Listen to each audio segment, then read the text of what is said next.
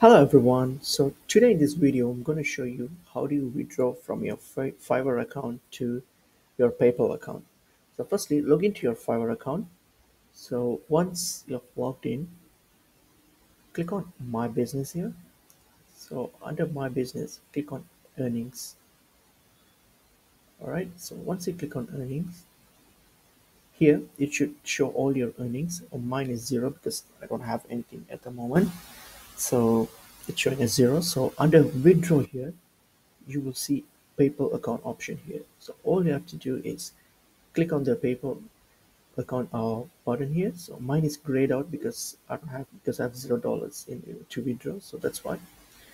So if you have anything more than zero, then you should be able to click on this PayPal account. Then once you click on it, then it's going to ask you for your PayPal ID. Then just provide the PayPal ID and click on confirmed. So that's it. And that should transfer your funds to your PayPal account.